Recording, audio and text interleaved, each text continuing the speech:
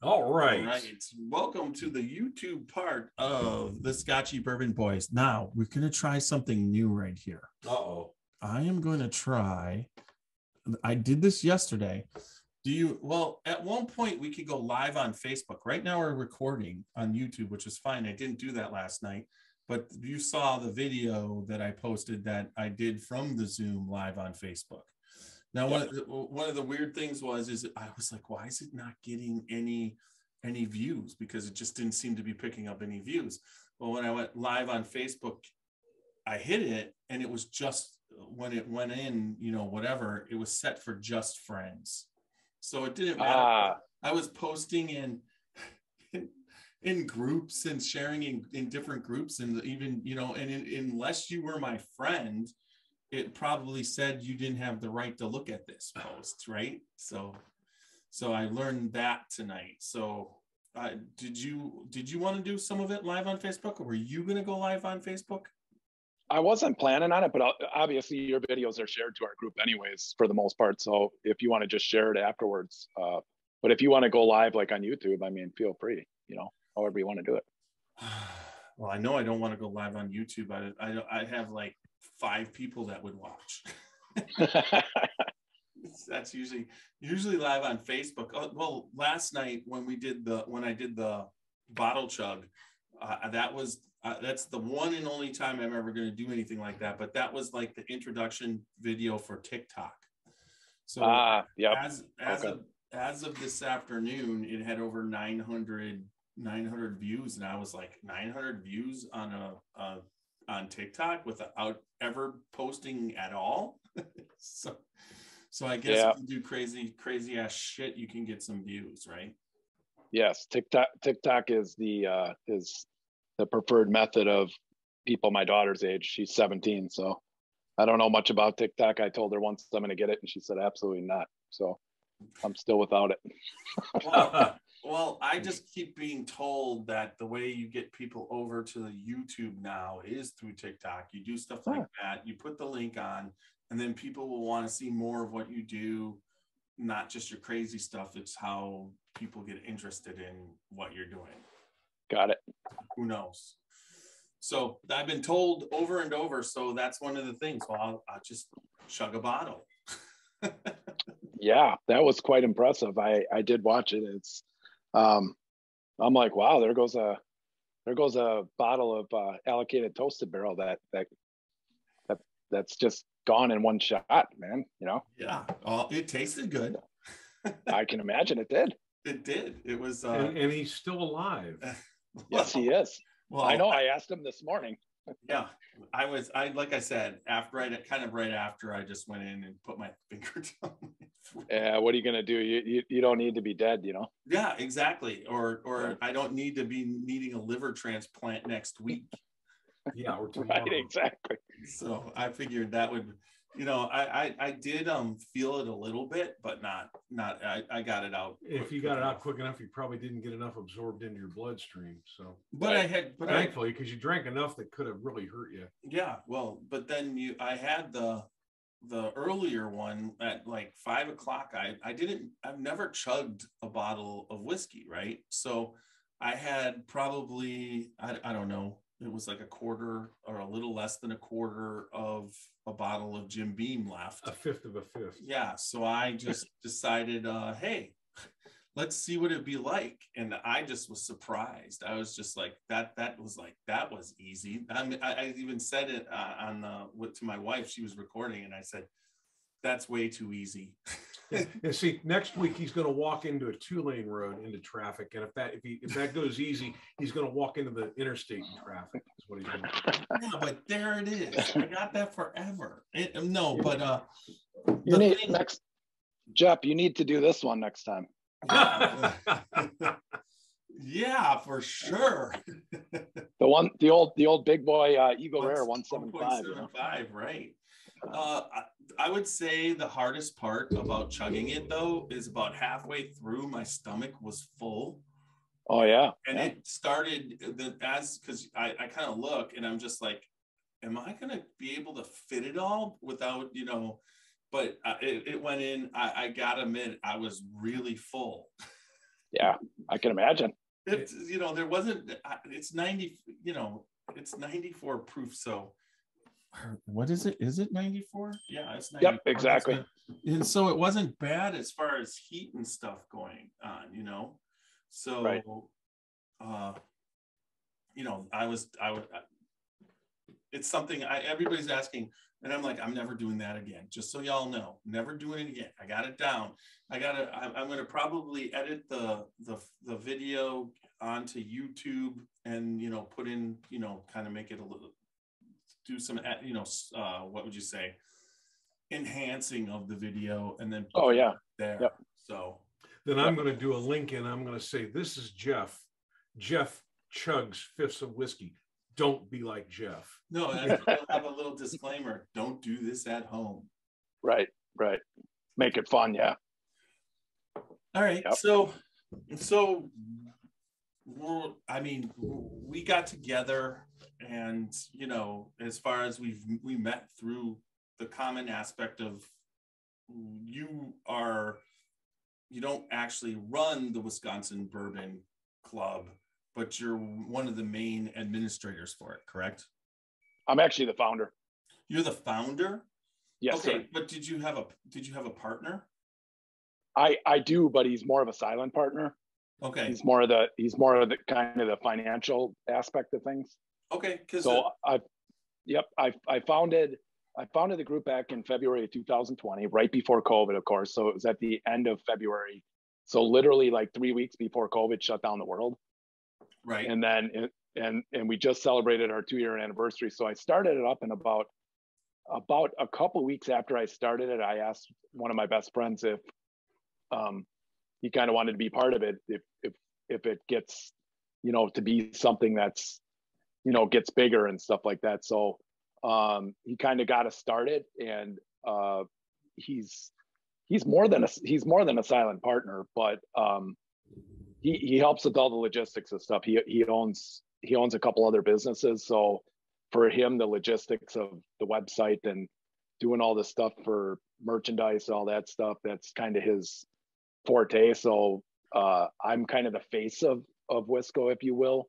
And then we also have 2 moderators in our group as well. So it's me, the co-founder, and then 2 moderators. Okay. And I mean, we kind of met a little bit because I was posting, and yep. Then one of the moderators, I think it was the co-founder, right, was kind of like asked me not to post. And then I mentioned yeah, because I don't think he understood that me and you had already talked and everything, and sometimes there's just some miscommunication that way, and we've gotten a lot of that straightened out, because now we have like with the 2 moderators and myself and then the co-founder, we have like a Facebook, just a messenger group. So anything like this that comes up, we don't respond to people until we talk to each other first. So that really doesn't happen anymore. And now that we're so far into this, we actually have a lot of partners, and there might be some financial stuff involved, or partnerships like where they promote us and we promote them. So there is some, you know, there's some partnerships that, you know, there's some vested interest in. So we can't just allow anybody and anybody or any liquor store or anything to just post in the group. And that's kind of part of the reason he probably, you know, was communicating with you, because he didn't understand that, you know, more or less, because you're a Wisconsin guy and I really liked what you did. Like sometimes there's exceptions that we make where it's just like, hey, I like Jeff. I've talked to him a couple of times. I like what he's doing. I think he's fun. And there doesn't always have to be that financial thing. And we have partnerships that we just have an agreement that they, you know, they talk us up, and we talk them up, you know, we share, you know, we share interests. If we have a barrel pick, a lot of times they'll share it on their site, or so they'll talk about it. Reciprocity that is understood. Absolutely. There's not. Yeah, absolutely. And I think that's personally, I think that's what kind of sets us apart from a lot of the other whiskey groups in Wisconsin. And and we've had some bumps in the road, obviously, because we've grown at a very, very quick rate. We're up to 6,200 members.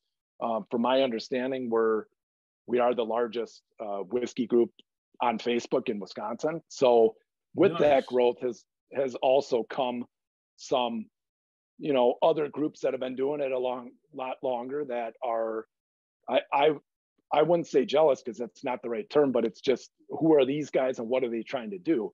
And WIsco Bourbon is an LLC too. So it is a viable, business, and those other groups are not. So if that makes any sense, it's just, we're trying to do something different than they are is basically what it is, Mm-hmm. Yeah. I mean, the one thing, it just seems, so initially we had talked, and then that happened. And then when you were like, I'll take care of that, you know what I mean? For me, that just let me know that your group overall was exactly what I love about the whiskey industry is that, and the whiskey groups is that when you're for the most part, I'd say 99% of the people in there, they basically are level-headed, hardworking, understanding, and there's just such an even keel about the whole industry, and there's such a sense of bond, that you can, that now that you've run the group for 2 years, I mean, did you think when you set up the group that you would be able to bond with people, all over the place, in Wisconsin, all different areas, and then also all around the country, people who have Wisconsin ties? But did you think you're going to have that kind of bond consistently that you get from the group, and that's one of the cool things about running a group, right? Yeah, no, that's a great question. And no, that initially wasn't the intent either. The intent was a guy that basically drank Jack Daniels only when he was in college, Jack and Coke. That's what I drank when I wasn't drinking whatever beer I could afford. It was usually, I always liked the sour mash, just the regular Jack Daniels, old number 7, And so then my parents in Wisconsin, they live near Wapaka, which is kind of in the center of the state. It's about 30 miles from Stevens Point. And I know you're a Wisconsin guy, so you probably know where that is. Yeah, but there many times. Yep. So my parents live 4 miles from Amherst, Wisconsin, which is where central, what am I thinking? Central Waters, okay. Central Waters Brewery. So they make a lot of bourbon barrel aged beers. So my parents moved up there, and I threw on my phone. I Googled breweries near me, 4 miles away from my parents' house. That popped up. So went there and I ordered a bourbon barrel aged beer, and I fell in love with the taste of it. And so then eventually, I started going to a couple different events around the Milwaukee area with a different group on Facebook. And I really liked it, but it was more, those events were more like where you exchange business cards, and it was more of a networking thing. Great purpose. It was great, but these guys all had been drinking bourbon for who knows how long. So I just kind of got my samples and just kind of stood there by myself. And I talked to a few people, and then I went home that same night and I started WIsco Bourbon. And it was actually initially called Wisconsin Bourbon Club. So the next day when my wife and I were carpooling to work, another one of my best friends who really doesn't drink bourbon unless I make him, but he's good at like names and stuff. And he's like, Wisconsin Bourbon Club doesn't stand out. You got to change it to WIsco Bourbon Club, because everything in Wisconsin that's anything is WIsco. That's like and that rolls off your tongue. It does. So like I said, the night before that I started it was Wisconsin Bourbon Club. The next morning it changed to WIsco Bourbon Club, and it has never been changed. And we've kind of shortened it for the business side of things to just WIsco Bourbon. But the Facebook group is still called WIsco Bourbon Club, but our Facebook page is WIsco Bourbon. And then we also have, we have a website, a regular website that's not part of Facebook as well. So, yeah, good. Yeah, that's it's similar. It's a similar story. I had a friend, Young Nose, who's still part of the podcast. He's since moved to South Carolina, so he's on once a month.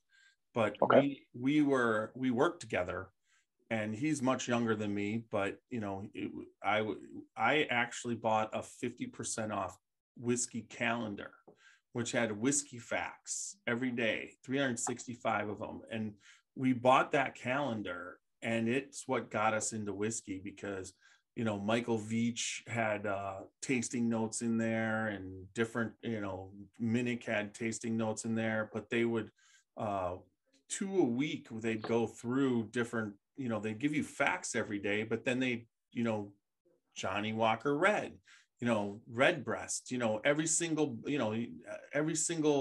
whiskey and bourbon. And then we found out that first, you know, we kind of got into it. And so we formed it locally, not on Facebook, not a Facebook group. So we had 4 original members, and then it grew to 6, then it was 8. And that's when I was like, well, I'll make a group so that at least when we have our meetings, I can tell people about it. And then I did it on Facebook, and it just started growing. Now, not at the level of what you're growing at, but it's kind of like from the Facebook group is taking off more so now because we're having meetings, and it was more set up initially just to be a conversation between us. But also then all of a sudden we went to the next following year, we went to Kentucky Bourbon Festival all together, myself, Xavier, and Young Nose. And when we were there, when we came back, I'm like, we got to do a podcast because there's so much stuff happening, because we got to meet Fred and Freddie No and Sandy No and everybody. So we started podcasting, and I mean, honestly, it was horrible to start off. Well, I know the pain, trust me, with starting a group too. It's like we've gone from horrible to tolerable. So yeah. No, I enjoy the stuff I enjoy the stuff you guys do. I watch it. I watch a lot of the stuff you do, and now when I'm traveling in the car too, I'll listen to the podcast and stuff, and it's fun. You know, I'm a bit jealous because I would love to do something like you guys are doing, but I just cannot.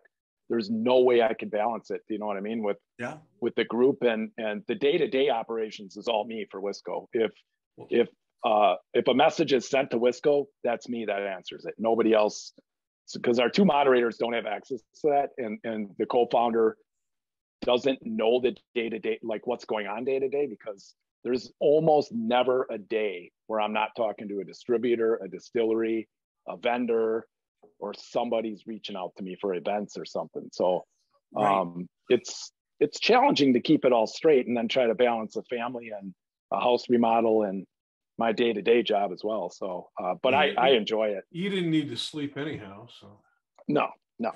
So, but, thank you for the compliment, by the way. We appreciate that very much. Absolutely. And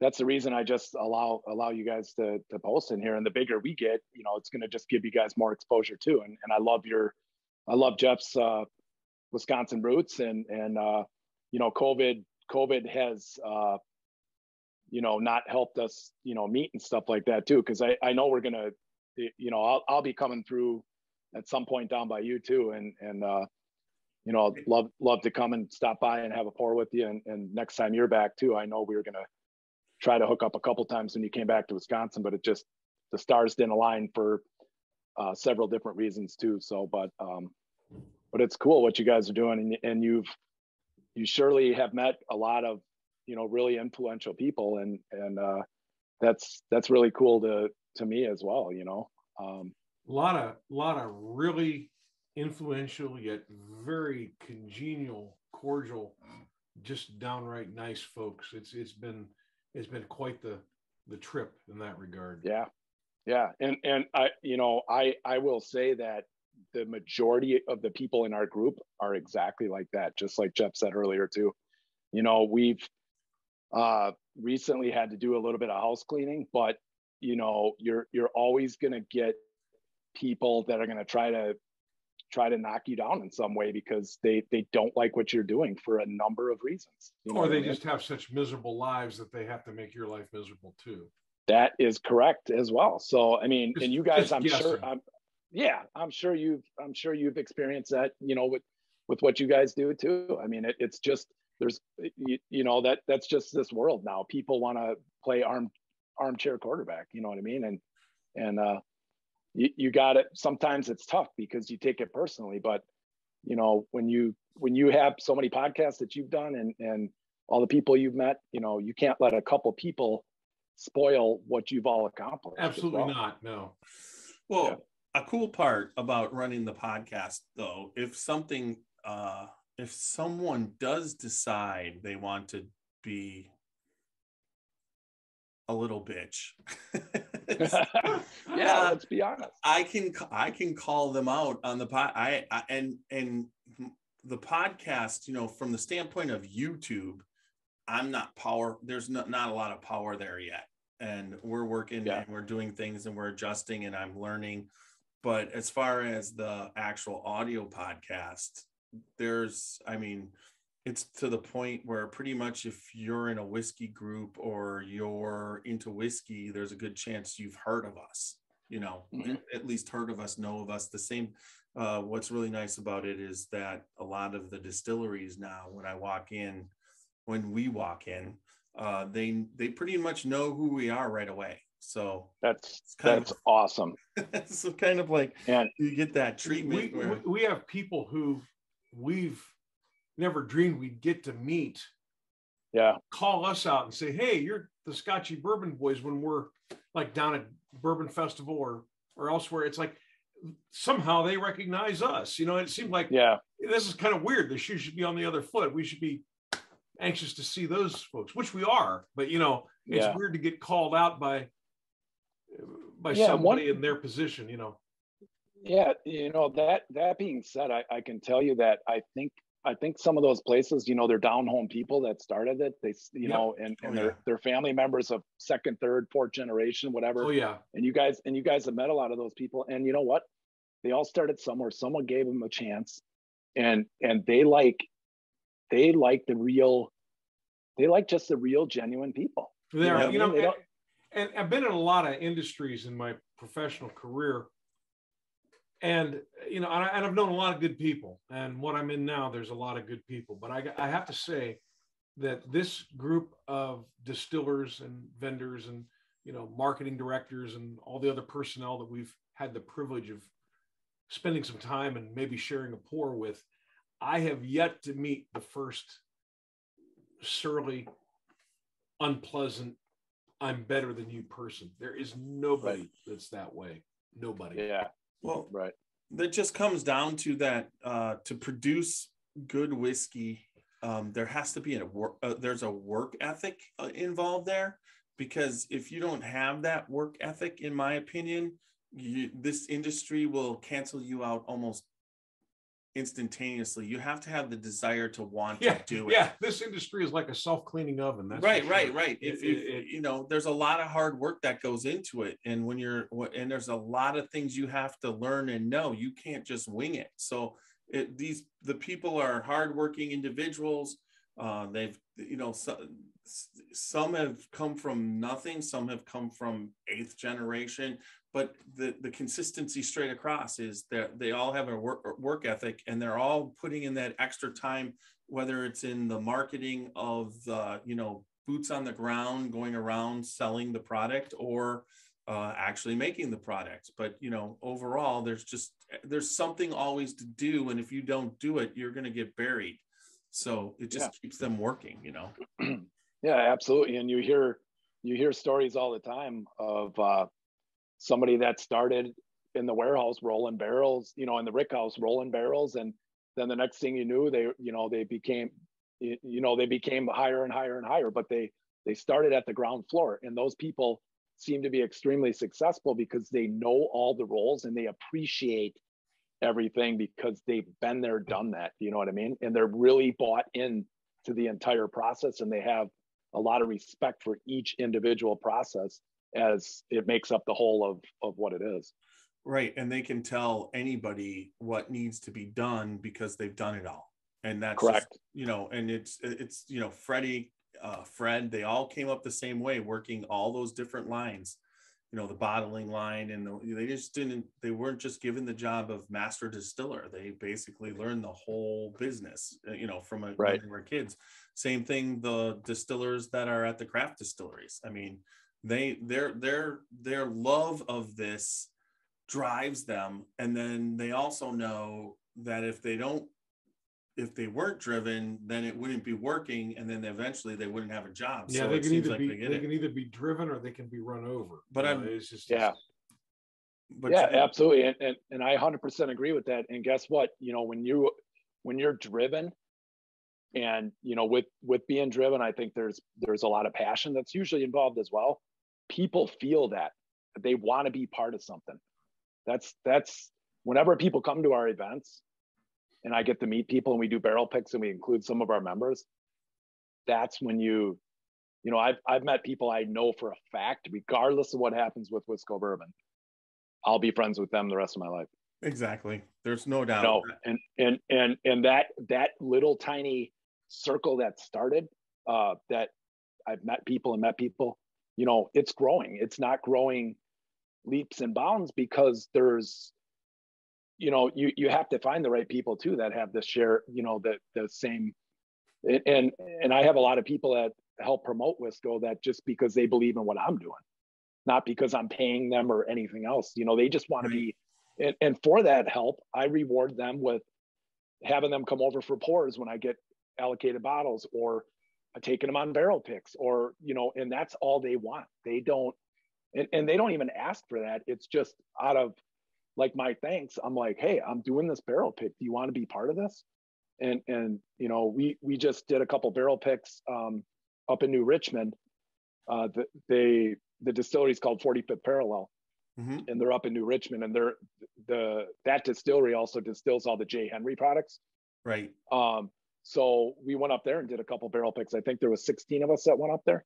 So it was fun. You know, we picked a couple barrels, we signed the barrel, and everybody you know, a lot of people will never get that opportunity. You take it for granted when you've done stuff like you guys have done too, you know, and I've been on so many barrel picks too. And I never take them for granted, but I'm always more excited for somebody else to come with me than actually being part of it myself, if that makes any sense. It totally does. There's so far in this 2.5-year ride, I don't think there's no taking for granted. I just love every aspect of what I can't, you know, I just feel like I found something, you know, I have a day job too.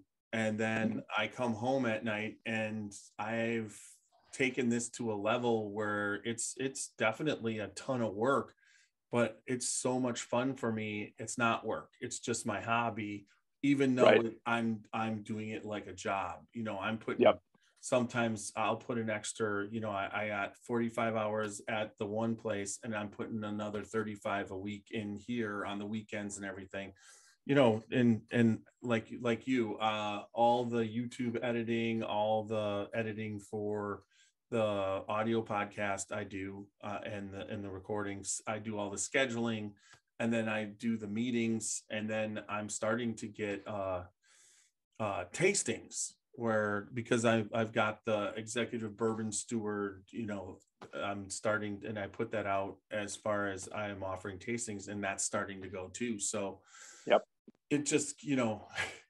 we're actually doing something very, very similar but very different. Do you know what I mean? You're doing like the podcast side of things, and I'm doing like the in-person, more of the in-person stuff.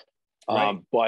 But it's, you know, I got merchandise made because people were like, hey, you got shirts? And I'm like, yeah, we're gonna get shirts. Your glass right up there. We got our glasses. Oh yeah. This is our old logo one, because I sold out of all the other ones, so I don't even have any of that new logo. So we changed our new logo to this. I know it's kind of a little hard to see, but it's more of a state of Wisconsin with a Glen in the middle.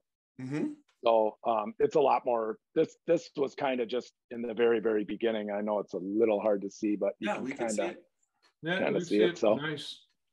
But yeah, actually I do have one of the new logos. So people reach out to us all the time, vendors, and they're like, hey, we make slate coasters. So he's like, hey, take some. Do you want to buy any? And I'm like, we'll take a look at them, So stuff like that. Or vendors, they'll reach out to us and be like, hey, the next giveaway, can you give one of these away and just say, hey, it's from so-and-so, and we do it. Yep. So it's fun. And it's always something new every day. And just like you, Jeff, I probably put in, I'm going to say probably 35, 40 hours on top of my regular day job. Yeah. Into WIsco. So, and the only way you can do that and actually, and enjoy it is to still have that passion. And I have not lost that in the 2 years that I've done it. You know what I mean? Well, that's one of the reasons, and we'll get started on the regular podcast soon, but that I did the bottle chug last night was because TikTok, and like we were talking a little bit earlier before we went on, but TikTok, all I've been being told is if you want to get your YouTube going, you need to get on shorts and you need to do TikTok. So I've been thinking about what to do, and that was the jump. But I'm also thinking, do I really need to manage another social media platform? I'm already do the Facebook, I do the Twitter, I do the Patreon, I do, it's just one right after another. And then also all the podcast formats, everybody doesn't realize each one is its unique entity itself. And you can't just let whatever, you got to go to those formats. I think there's 22 different audio podcast formats. And you basically put if you just sign up and get connected through the thing, then random artwork's up there. Nothing's exceptional. When someone looks at they see your feed, that it's just what was just generically thrown up. But if you go to each one and design each one and get it, all of a sudden you do that, and the next week you're getting more views or downloads. So it's all time, it's like, and it's funny. I've done a couple of events where people, I've never met the people that come to some of the events, and I've had a couple of times where people like, this is so cool. This is what you do for a living, and I'm like, yeah, I wish. So. I wish it was. Yes, I wish I could do this full time and not work, but that's not there. Now I'm planning.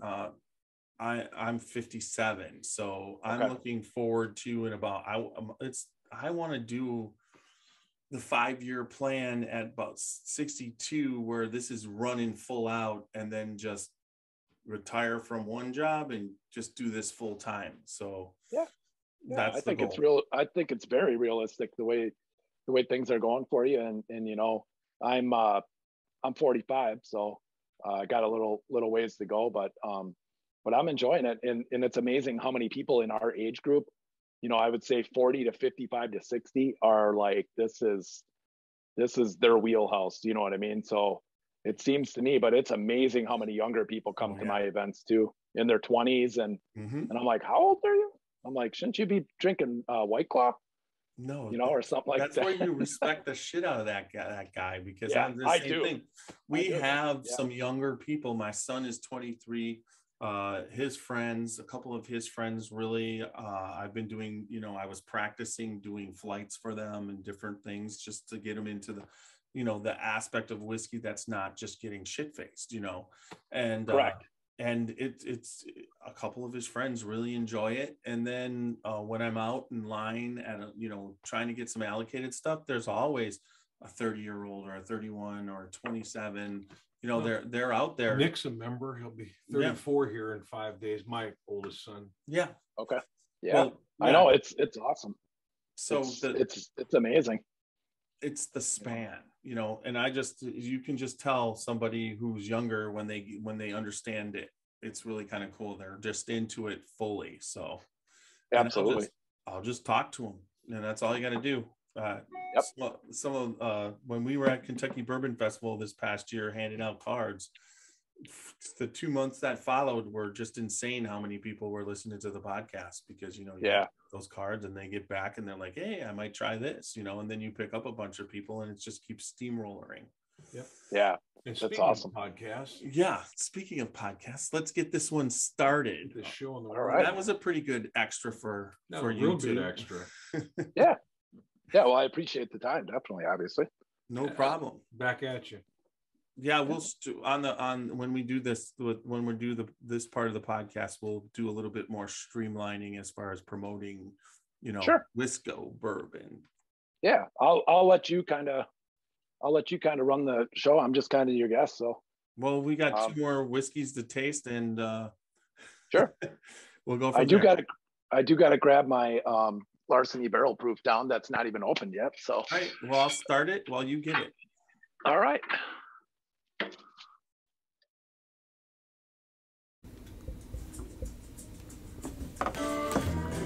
Dant Crossing, Gethsemane, Kentucky. Timeless hospitality that stirs the spirit. Dant Crossing is a one-of-a-kind destination for unforgettable weddings, memorable corporate events, day trips, and weekend getaways. The pastoral campus is anchored by Log Still Distillery and includes an amphitheater that seats 2,000, a 12-acre lake for fishing, and unique lodging options, creating an immersive experience that's rooted in the community and culture of our little slice of Kentucky. More attractions will open soon at Dant Crossing, including our 21,000 square foot distillery, which we will have the ability to produce 15,000 barrels of spirit each year, a network of wooded walking trails, fully functional private train depot, farm-to-table restaurant, and the Legacy, a premier wedding and events venue. Whether you're looking to host an event, book a stay, or reserve a tasting, we're ready to welcome you. Learn more at dantcrossing.com. Spirits of French Lick is proud to introduce the Matty Gladden Bottled and Bond Bourbon. This 4-year aged bourbon is double pot distilled and non-chill filtered, and has a full-bodied mouthfeel with eucalyptus, molasses, clove, ginger, and slight citrus, as well as grains of paradise. The finish is long and reappearing on the back of the tongue with notes of pepper, tobacco leaf, and mint green. All of our spirits are available for tasting and purchase inside the French Lick Winery and Distillery. Spirits of French Lick. Respect the grain, please enjoy responsibly, and be sure to follow us on Facebook and Instagram.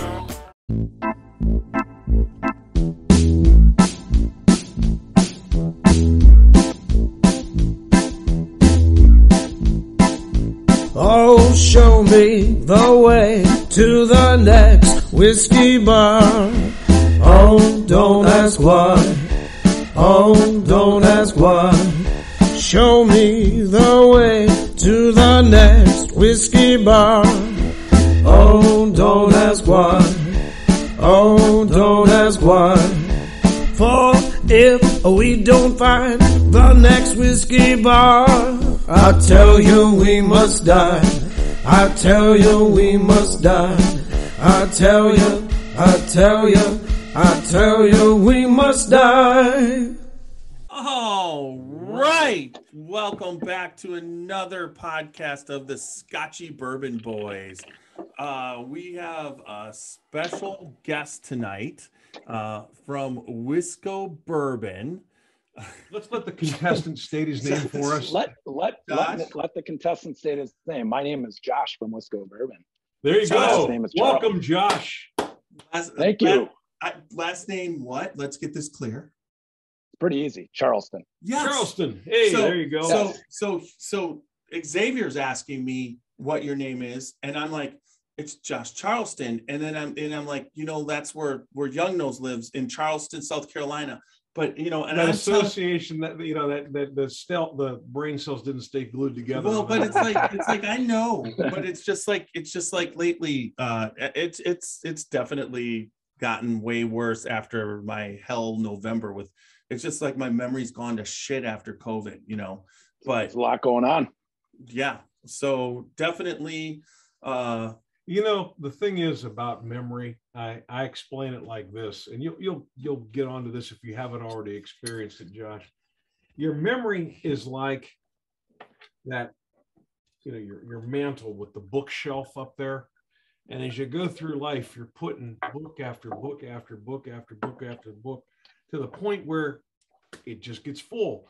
Now, pretty soon when you're going to put that one day, you're going to put that next book up there, you're either going to lose something off the end or it's going to go get squeezed and fall out of the middle. And that's pretty much the way your your memory works. Well, And, yeah, I hear and you. believe me, we've lost a few books both off the end and out of the middle. Well, So, yesterday I probably lost a couple books. Why is that? that didn't exactly enhance it. Yeah, Any, did it? alcohol. Last time I checked, kills brain cells. What happened? Yeah, exactly. So Tell us what you do, Jeff. Jeff, I'm sorry, Josh. we're on a You roll. want Jeff? It's all his fault. Like- It's all his fault. Actually, Like I know Jeff your name talking. is Josh. I just said that so he wouldn't feel so bad. I knew Okay. your name. I'm like the leader of the Scotchy. But there's no Jeff here. You're tiny. Yeah, tiny. Tiny. Who the hell is Jeff? So, Josh, do you guys have nicknames in your place, or is it you're Josh from WIsco Bourbon, right? Yeah, we don't really have nicknames. I left those when I was in college, but yeah. So we started WIsco back in 2020, in February of 2020, and got about 6,200 members last time I checked. We're located in a suburb of Milwaukee. Our physical location's Muskego, Wisconsin. And basically started off as just a fun thing to do to learn about whiskey, and kind of exploded during COVID, and started doing events. And I think we're up to 16 barrel picks already in 2 years. So Wow. we've kind of been busy, you know. You've been real busy. I mean, you're at a clip of more than 3,000 new members a year. I mean, that's incredible growth. Yeah, So, we got it's really fun. So as far as moving those barrel picks with the size of the group, is it a problem, or is Yeah, I mean, that's a great question. In the very beginning, it was a little challenging because we didn't have the kind of members that we have now, and we didn't have the kind of partnerships with establishments and stuff we did. So it's not that bad to move the barrel picks. I mean, we do sit on it for a little while. You got 6,000 members. If you get 5% to participate in it, you've made your mark. You know, you've cracked your Right. mark on that. And it has actually been a while since we've done a barrel pick. We haven't done one yet this year, just because of we picked a barrel from Ezra or from Lux Row, and it just hasn't arrived yet. So that'll be our we did that pick last year in November, and it hasn't arrived yet. So we're kind of there's this waiting period. You don't always know exactly when they're going to come. So we're gonna have 7-8 barrel picks coming from. We have one arriving actually this coming up Thursday. We did a Stellum. We did a Stellum rye. Ooh. So that's a 4-year example cast strength. So that'll be a fun one. So that'll be the first one to arrive, even though we picked that one this year. It's just that Ezra is just taking a while to. Well, we just podcasted on Stellum on Saturday, and I saw at the that. very end, and that's a very, very good bourbon. My goodness. Yeah, and they got so of course Stellum is kind of the baby brother to Barrel Craft Spirits, and it's a lot more affordable, more of an entry level, if you will, because as everybody knows about the Barrel Craft Spirits, a lot of them, you know, start at like $79.99 and they go up from there. So they have some great products, in my opinion. But the Stellum is great. We're hoping to keep that one right around the $50 mark for a cast strength 4-year rye, which is great. Sure. Yeah. yeah. I know. I believe that all the Barrel Craft and Stellum brand is barrel proof. I think that's one of the things that we read about, that they're all barrel proof. So it's almost like when you do your pick, you don't have a choice. It's going to be barrel pick. I think you're right on proof. that, if I remember correctly. Yeah. Mm-hmm. So so we're pretty excited about that, and we've done a lot of other barrel picks that we're just waiting on all the final details for. So but that's a great question about the members and how they purchase the bottles and everything. We always clear it through a local place and have them pick it up at the establishment, whatever we have set up. And sometimes we split the barrels between a couple different establishments that we have. So explaining that to the distributor and having them agree to that was interesting, because it's not something that they normally do. But we just said, how come you can't do it? And they're like, nobody's ever asked us to before. So that's kind of another cool thing we've done. And it's really fun. And sometimes we have little like barrel release parties and stuff like that too. So it's really fun. Our members can come and pick them up at the establishment. And we're going to be doing some of those coming up in the near future with a couple local establishments that's only a couple miles from my house. One of them's Maddie's Bar and Grill in New Berlin. We're really good friends with the owner of that. Okay. And then Sean up at the distillery in Richfield. So we're going to kind of spread the wealth a little bit to our northern area. That's more in the West Bend area, kind of. So it's about 25, 30 miles away from the other establishment. So it's kind of nice. Our members can pick up at either location. So if they happen to be like in the north area, like Fond du Lac, Oshkosh, they can pick up there. And if people are farther south, they can pick up down by us here. So kind of neat. Yeah. So we're coming up in June 9th, we're going to do our first barrel pick. It's going to be in Knob Creek down at Jim Beam. And fantastic. Hoping to get a few more people on it, but right now they're cutting it off at 4. And Sandy Fred No's wife is joining us as one of the 4. And then we here in Ohio, like one of the reasons why we're a little bit slow, I don't think we're slow, but why I was hesitant is because I heard nothing but what would you say? There was nothing exciting about trying to do a barrel pick through the state of Ohio or going down to getting a distributor in Kentucky and then get the distillery to deliver it to them and then pick it up from them and then drive it back to Ohio. That's the way that a lot of people do it. Okay. But that's a lot of trouble. Plus there's a lot of people you have to know. And absolutely.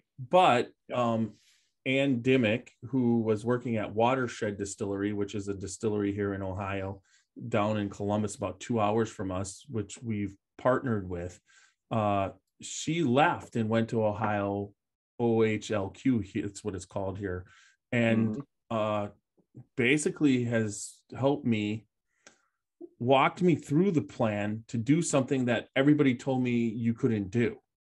So we were able to to do the barrel pick as a group. You have to get a partner, a bar or a restaurant, to agree to have they have the liquor license and they agree to have the liquor dropped off at. They're taking it on consignment, basically. But they don't have to pay. I have to pay. Right. But got it. But they don't have to pay. There was a lot of problems with no one paying. And then it would just hang out at the bar or the restaurant, and no one would know because the bar or restaurant wasn't totally on board for buying this. So they just it would just sit there, and then the people wouldn't pick it up, and they wouldn't pay. So Ohio basically pays the distillery when it leaves. Then got it. Then the restaurant pays, or I pay when it hits the bar or restaurant. I pay the state of Ohio. So that's very how interesting. It works. So, but the Barrel Room, which is this really cool, they started off as wine craft beer, and then Carrie Sullivan, who owns it, got her full liquor license and put in a bourbon. It's a bourbon bar. I mean, it's not even a mixed drink bar. She doesn't even want to mix. It's like you get it on the rocks, or you get it in a in a glass, and that's it. Can I have an old fashioned? Do you know how to make one? I know how to make one, but I won't. It's kind of what she's. There's a bar right down the street you can go to. Yeah. Right. So overall, she's a tasting bar plus craft beer and wine, and she's taking some of the what would you say, the stress off me, because we're gonna basically, it's gonna get delivered there, and then she's good. It's like we're calling it the Scotchy Bourbon Boys Barrel Room Select. So it's both of us. So we're splitting it so to see, but already I pretty much have at least, I haven't even gone near the pick, you know what I mean? It's all set up and everything, but I've gotten probably about 3/4 of the stuff that I'll be responsible for already sold. I mean, people just are responding to it. So I'm excited about that. Yeah, that's fantastic. I mean, it's somewhat similar to what we do here in Wisconsin. We don't have the state control like that, but it is still a 3-tiered system. So it's interesting because some distilleries will allow like groups like myself, our group WIsco Bourbon, to set up picks on their own, but ultimately it still has to go through a distributor. So some places will allow you to just set it up on your own, and then you just tell them what establishment you want to clear it through. And once they talk to them, the establishment has a connection with the distributor. So that's how we do a lot of our stuff. And then if we do have partners that are interested in having some of them, a lot of times we'll just dual label them. So a lot of distilleries will not do that on premise, but we just put an additional sticker. Like, for example, this Elijah Craig barrel proof right here says Maddie's Bar and hand selected by Maddie's Bar and Grill. Well, then we put a WIsco. I got to move it so you can see it. But we put a WIsco hand selected holographic sticker on the back. So that's some of the stuff we do, and it lessens the burden on us as well, because not only do they get it, they get it delivered through them, so they're getting credit through the distributor for future barrel picks and stuff like that. It creates an establishment with that, a relationship with that distributor, but it also establishes more of a relationship with WIsco, who has a wide net of reach for a very nominal fee. So comparatively speaking to radio and other advertisements, we offer something from a social media standpoint that is hard to beat for the price. You know what I mean? So it works out really well. Well, yeah, and it's the same thing. And it's just like I'm getting to the point where the podcast is big enough where I'm having people like, you know what, I've got a product. Do you want to try it? And if you like it, then maybe we can sponsor you, you know? And it's I've always approached people for the sponsorship, not people approaching me for the sponsorship. But then I got to, I got to start picking and choosing what happens. But I was excited for that because that's just something that I just never expected. All of a sudden, you know, getting emails like, hey, you want to try our product? And if you like it, you know, so I figured it's just similar. They're doing exactly the same thing. They know you've got a certain amount of a following because they're looking at your stats, because they can pull that stuff. And then they're like, well, you know, we can do this. So, yeah. Isn't that crazy that those vendors and distributors, for us too, the distributors, they know who we are before we know who they are.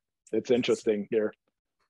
We've been approached by several distributors that are kind of newer, and they're like, we can get you on the ground floor, and you know, we got all these products. And so sometimes they'll send us bottles to review, and it's really neat, because sometimes if we can't necessarily do something with them, I can point them in the right direction, because, you know, just with the connections we've made, just like you guys, you know what I mean? Like, if you can't do something with somebody, you can probably point them in the right direction. And sometimes that's a huge thing too, because that could help you in the future with them somehow, some way. You know what I mean? Yeah.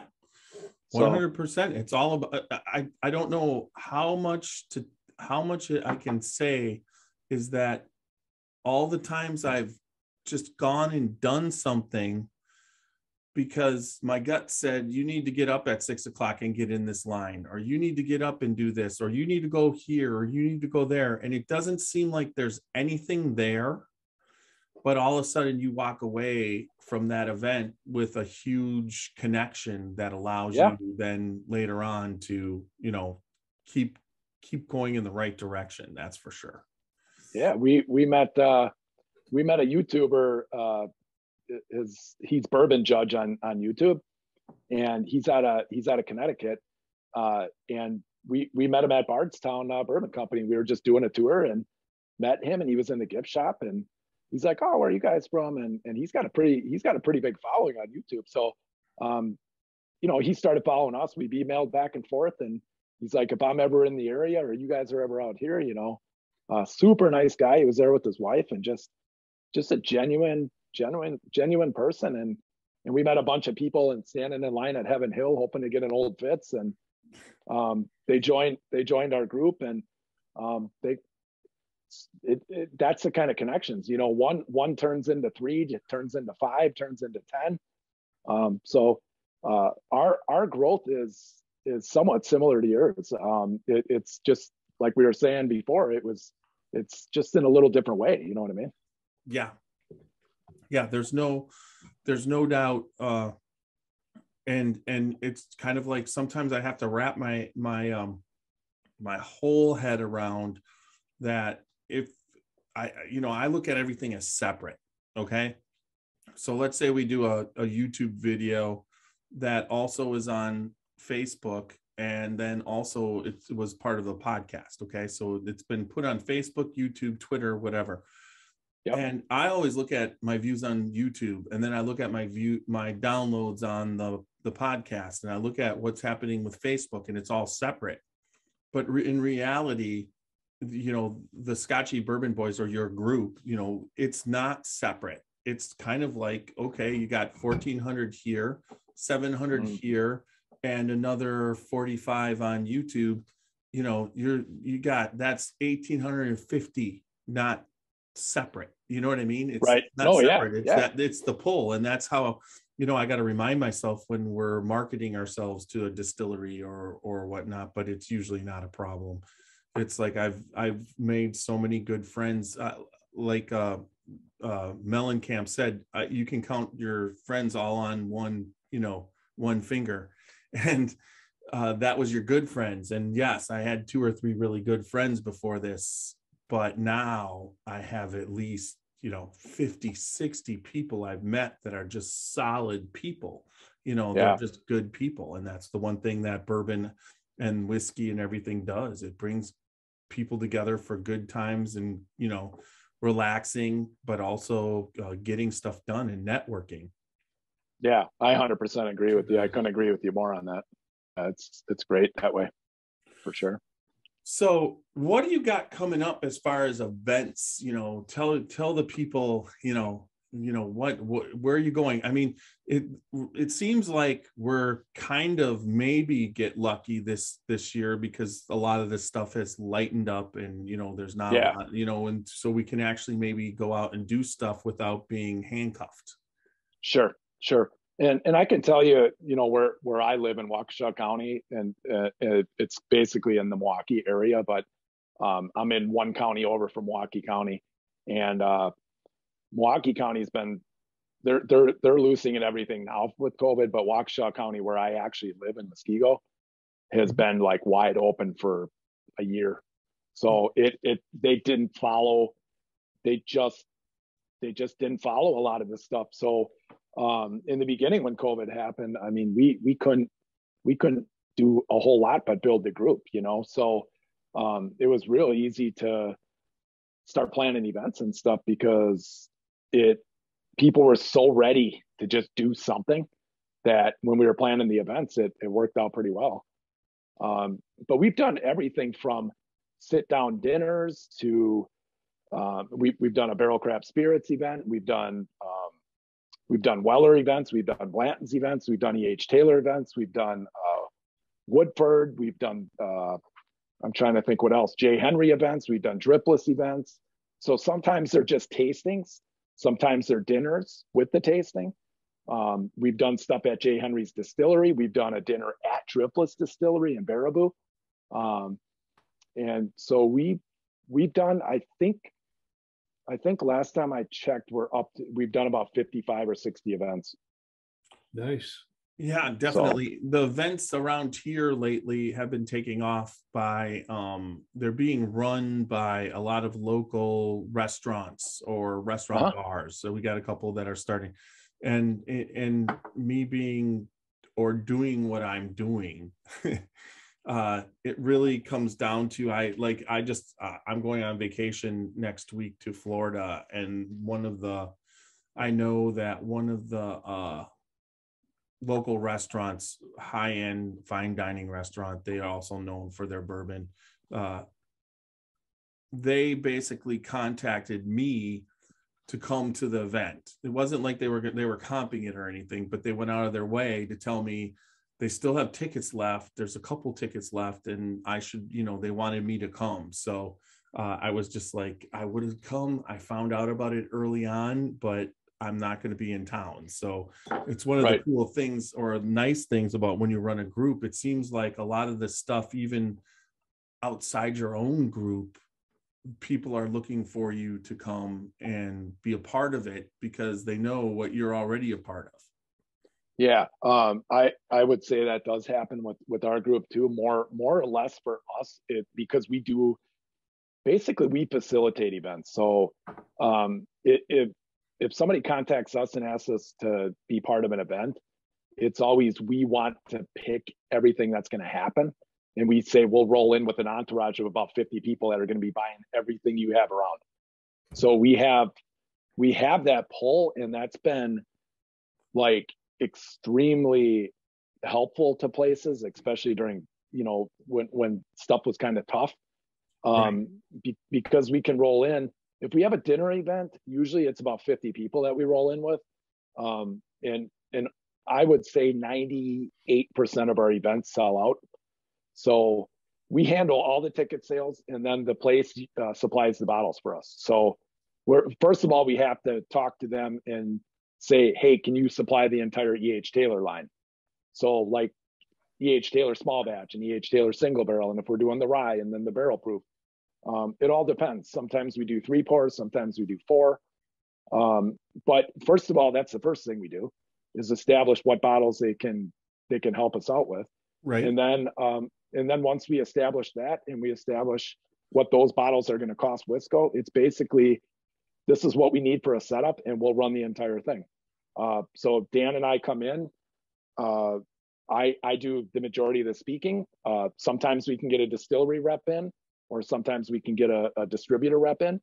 If that's the case, then it's more, I'm out and about in the crowd, handshaking and introducing myself and, thanking people for coming and stuff like that. But whatever is needed of me for the events are some of the funnest things we do. Usually Dan, the co-founder, and my wife, they'll come as well and help. And usually we'll do some raffles and some giveaways and make it a fun event. So, and we have lots of establishments that we work with for those. So it's a lot of fun. The events are some of the funnest things that we do.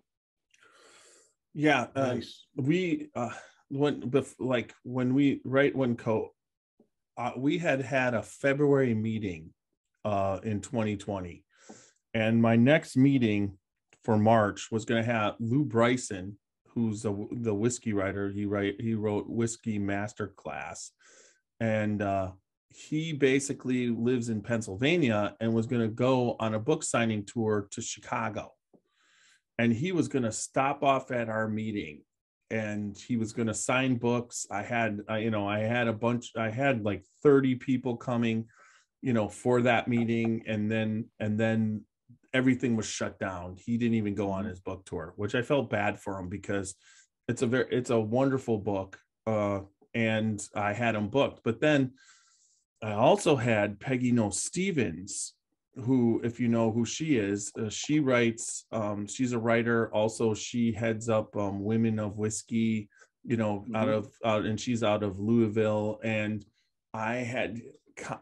through Martin Duffy, who basically is who we get our Glencairns through, because he's the Glencairn glass representative for us. And he hooked me up with her.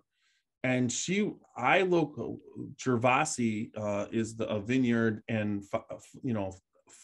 high-end restaurant. They got the Still House where we go. They're also a distillery. They distill their own gin and bourbon and everything. So this is like 5 minutes from my house. So I worked with them to try and get her to come and do a food pairing, because she wrote the book, Which Fork Do I Use with My Bourbon? So we were going to have her come and do a work with I had them hooked up, and she was going to come and, work with the chef to prepare a meal that we were going to, they were going to promote and we were going to promote, and that got canceled. No, I had I was in that mode where all of a sudden I had the connections and everything, and then that all hit. I was stunned. I think that first after I lost those bookings, not because I lost them, but because everything that was going on. I just kind of that whole month, I just was like, what am I going to do? You know, we produced like we only did one podcast. Usually we'd at least do 4. We were just at the time podcasting once a week. Yeah. And so we finally came out of that and decided to put the time and effort into the podcast and the group, and then stop. So now that you've been, you know, maybe this podcast alone, that you've been, you know, you've kind of got me wanting to start doing that again. You know, coming up with it's a great way to connect with the people that listen to your podcast, to get to actually meet you, you know, in person. I think the voice, you know, to actually meeting someone, I mean, it's just an awesome thing, you know what I mean? And there's a lot of connections you can do with the podcast you do and the YouTube stuff and all the other stuff. But when there's that handshake or that face to face with some of your the listeners that you guys have, it's amazing how quick you know, you can, you know, build even more, you know what I mean? People like that personal connection too. So COVID sure has not helped this, obviously, but it's starting to really loosen up now. I just heard that Delta and British Airways are not making masks mandatory anymore. Yeah, on flights. So now we're getting somewhere now, you know what I mean? So yep. Hopefully the trend continues. Yeah, I think it will. I think hopefully we're over the hump, and I'm in the healthcare industry, so I've seen a lot of stuff firsthand too. So it's been a rough go, you know. So well, I think everybody's ready to be done with this, you know. Yeah, I agree. It was a rough go. It probably didn't need to become a marketing campaign, but you know, there was no doubt that this what we all went through just now was serious. Like I said, I had it. Yeah, I had it too. It wasn't fun. It wasn't fun. It took me apart mentally and everything, and I still have some side effects from it, but we glued you back together again. Yeah, but you know, when I was 20 years old, I got mono, and I'm sorry, but mono was worse. Yeah, it was worse. I spent a year flat on my back when I was in 3rd grade, or 9 months out of the year. Mm-hmm. But you know, when you're a kid, you just sort of roll with the punches. I can't imagine what that would be like now. Yeah. For me, it was just a bad cold, to be honest with you. I kept myself quarantined down in my bar here, which was fine. You know, that's before my remodel started too. So just watched a lot of TV, caught up on basically every show you can possibly watch on Netflix that a guy would like. And then I was like, okay, that was fun. Let's be done with this. You know what I mean? So right. Yeah. When I lost my taste and smell early on, except for taste of sugar. I could taste sugar. And then but I never got a cough or a cold. I had energy every day because I was always pushing myself a little bit to do the elliptical. You know, I would get on it and walk to, you know, they said keep active. But just at one point I stopped sleeping, and my feet started to go numb and tingly. My toes, not my feet, my toes, which stopped me from sleeping. And then when you don't sleep from a Friday to a Tuesday, but we don't even have to get into all that, but that's it kind of like mentally was way harder than the actual symptoms. Of sleep exacerbates whatever you're up everything. Yeah. I had a lot of absence of sleep when I worked nights in the ICU when I had a different job in the nursing field. So I can feel that pain, and you start like not thinking straight at all. Like you can't even, you know, can't even complete a sentence. You know what I mean? Like you don't even know what's going on. So yeah, exactly. It was that was one of the more horrible things. And I never dealt with anxiety before, but it's amazing what, you know, you'd think, oh, he took antibiotics. Oh, he took this. No, I took Ativan. That's what cured me. I basically, that would just knock me out. I would be gone for, you know, that I'd take that before, and I'd sleep 8 hours, and by the next week I was back at work. So Yep. But anyways, let's get back to then we rent, it's funny because that whole time we had just come back from Kentucky, and it was 2 weeks after I somewhere here in Ohio, I got it. I don't know where, but I wasn't able to do anything. One, you couldn't taste or smell. So there's no podcast. What's the point? Yeah. What's the point? It's like I'm supposed to, then you're thinking, well, do you ever get this back? Because it's just really weird. That's scary. Yeah. And God only knows I didn't want to be near him then either. So. Yeah, but I wasn't posting any content or anything, but it was just going crazy off of Kentucky Bourbon Festival. Everything just like, I'm like, wait a second, I'm not doing any content, but this is just going nuts. So I would look at it every day going, what's going on? And then finally, about 3 weeks later, I went back to work, and about another 2 weeks, so about 5 weeks, I did a podcast, but it had nothing to do with tasting whiskey. It was just, I picked a subject to get back into it. And then gradually the next time my taste started to come back and I could actually do a tasting, nosing it was really rough. But then probably, after like the fourth or fifth one, I felt like it was coming back fully. So nice, but overall it was a lot of fun as far as understanding what you're missing. It's like you get to that point where it's just like, okay, you took that away. I want to do that. I really want to do that. So it gives you appreciation for what you actually have sometimes, you know what I mean? And not what you don't have. Yeah. How much TV can you watch? Right. It gets to the point where it's insane. Right. Absolutely. So. All right. So so do you have any upcoming events at the moment that's scheduled that you want to tell people about? Yeah. So I told you about the whole house remodel we're basically doing on the first floor of my house right now. So kind of limiting it a little bit because I know there's going to be a bunch of barrel release parties and stuff like that. So the next event that we have is April 13th. It's at a bar called Natty Oaks. It's in West Dallas. I know where that is. And yeah, not too far from my house here in Muskego. And they have a converted downstairs that used to be kind of a dingy basement type of deal. And they converted it basically into a speakeasy. So nice. They have everything you can possibly imagine as far as allocated stuff. And they're only open Thursdays, Fridays, and Saturday nights from like 8 till midnight or something like that, right? So you can go down, they don't serve food down there or anything like that. But what's really cool for us is we come in on one of their off nights, and we basically take the place over down there. They supply us with the bartender, and then they they also will make us a welcome drink, and then we kind of let them concoct that, and then usually we have 3 or 4 pours, and they can order food down there, and they supply us with a food runner. So normally you can't order food down there, but for our group, they kind of make a special exception. Yeah, this is like fun. So yeah, so we've done I think we've done an event a month for the last 5 or 6 months down there, and we always sell them out. It's a small group. It's just 23 of us, so we can not have to use more than a bottle of whatever we can get.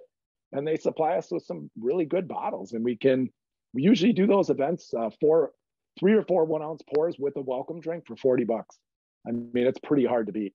Well, the value is really good for people too. And like I said, we do a bunch of raffles and giveaways and stuff during the events, and we really have a lot of fun with them. It's great. This sounds like a ton of fun, actually. Yeah, that's kind of what we're doing with the Barrel Room. I mean, we promote it. She basically, we did a Old Forester tasting. You got Old Forester 100, 1897, and 1910. 1910. Those 3 pours for $10. Yeah, that's amazing. Yeah. So and then I led the tasting, but also Carrie has the same executive bourbon steward certificate, and it's her place. So we both kind of go and partner on the tasting, but and then she's not downstairs, but she has different rooms. So this with this last time we filled the room pretty good. Yes, so then she brings in food trucks. Oh, So that's everybody, awesome. you know, I love anybody, that. yeah. So she can have up to 3 food trucks sometimes when it gets warm. So That's great. we've done it. So we finally found a place to have our meetings. So then it's like what I do now is then I take, so we have members who come to the meetings, but then we have people that are actually indicted into the group. You know, Inducted. Inducted. Hopefully none of us get indicted. No, we indict the shit out of them. You know, no, but we induct them into the group, and so the group from time to time will meet at my house. So you know, so that we can all have a bunch of pours. Because I'm like, I know like you, but I mean, I'm over 400 bottles, and I just keep getting them from different distilleries. We have Golden Moon Distillery out of Colorado. Stephen Gould sent me 3 bottles. I mean, the bottles just keep showing up, you know. Yeah. And it's coming from everywhere. I mean, you know, just we're finding people everywhere. So that's kind of it is really fun. And I just got the distillery. It's Lone Elm. I don't know if you ever heard of this out of Texas. Yeah. Actually, I've seen that bottle.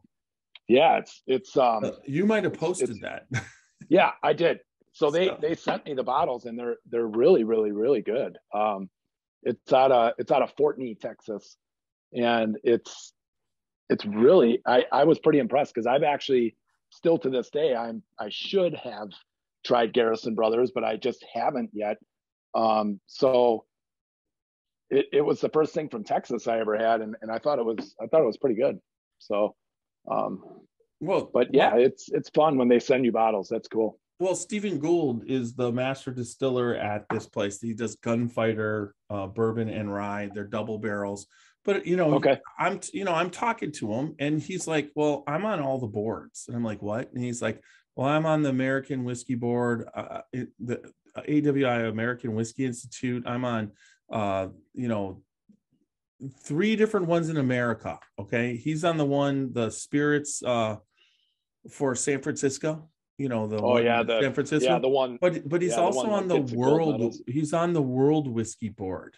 So so when I was talking to him, he was driving from the airport in Denver to Golden back to his house, talking to me, and he's going to be on coming up, but he basically was judging the World Whiskey Competition in London.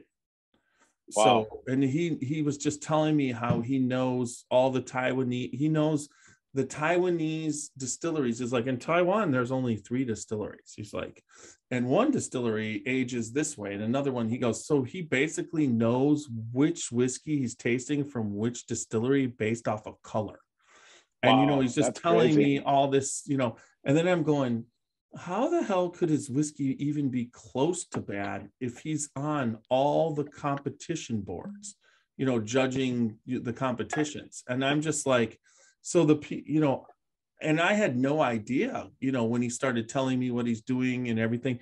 So he's like, well, if you come out to Colorado, I know all the distillers, I'll set you up on a tour. He's like, I'll get you at Old Elk. I'll get you at Breckenridge.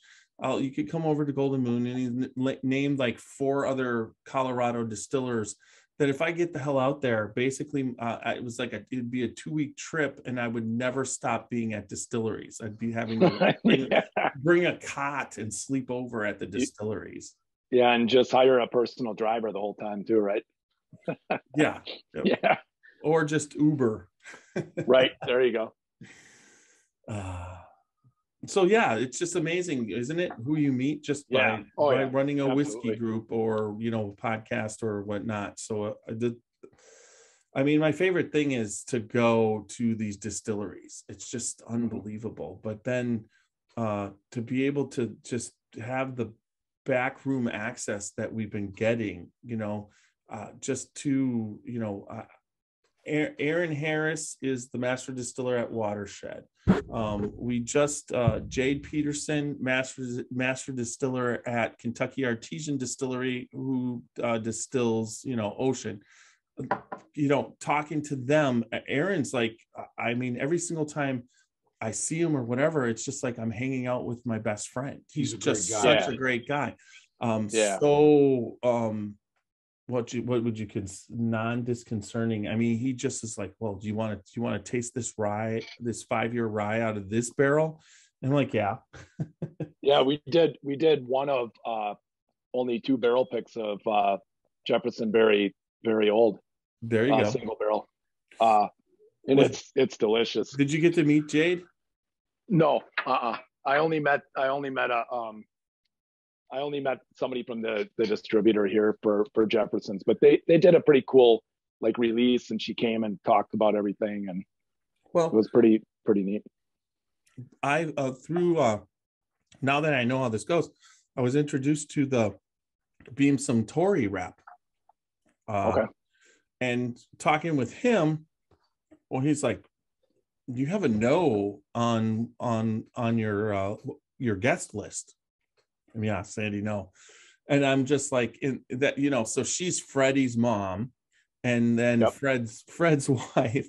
So it's just kind of like, she's a Scotchy bourbon boy, and she's part of she's the bourbon queen for us. Yeah. Anyway, she's awesome, great lady. I was talking to her tonight, but it's like at the same time, it's like, I said, I mentioned to her, if either one of them want to pop in and give you a hand. So, we kind of, where we're going, everywhere we go. I mean, I don't know if you've been to Neely Family Distillery yet, but that distillery is freaking awesome. And Royce and Rebecca, they're awesome. They will give you a tour, and Royce is like this, I mean, his tie to Kentucky moonshining and distilling is insane. His bloodline and his knowledge of all that is just, I'm kind of a history buff, and he is just fascinating to listen to. And that's awesome. Just a really good guy. And Rebecca she gave us the tour of tours when we were down there. And it was just a ton of fun, and I'll tell you what, they're known for their bourbon, but and I've said this before, they make the best absinthe I've ever tasted in my life. And we were into absinthe before we were that into bourbon. This is 10 years ago after we came back from New Orleans, 12 years ago, and they make some killer absinthe. That's really awesome. I mean, and you guys said, I'm assuming you would go to the Kentucky Bourbon Festival next year as well, correct? We're coming booked. year, yes. I'm sorry, this year, yeah. We're booked, and we've got the. I'm starting to work on the banner. We're gonna have 2 banners this year. The whole thing, they give you a whole little area to podcast with electricity and everything. It was. I'm even going to have business cards this year. Good Lord! Nice. Moving up in the world. I'd love to talk to you guys about, meeting up down there. I've talked about going to that, and we can talk offline a little bit of where you're staying and stuff. If there's any availability, I could get about 30 people that would want to go down there with me. And there's members of ours that already go down there, but I think it would be not for a promotional thing for WIsco, but just for my own personal, I think it would just be just to hang out. Huh? Well, yeah. I'm trying to put together the Tuesday, so it starts on Wednesday this year, but it's all off site. It's at the Bardstown. There's going to be classes at the Bardstown Bourbon Company, and then Thursday there'll be classes, but Thursday night they kick it off, and then Friday, Saturday, and Sunday are full out. But Tuesday, before, I'm working on booking a bus tour with the Kentucky Bourbon Boys bus tour. We know Roger is what would you say? He's a driver for them, and he's a Scotchy Bourbon boy. So we did a bus tour last year, but we're thinking about, we've already got a lot of interest. So we're wondering how many buses we're going to need. But it runs, I believe, $250 per person. But what it does is takes you to 3 different distilleries and gives you lunch. And then we have special whiskey on the bus. So it depends. We'd have 2 people doing pours, because you can drink the whole time. You can Right. and you can jump head first off the bus and land in a gravel parking lot, and just as long as you don't break your phone, you're good. Yeah, he got points for that.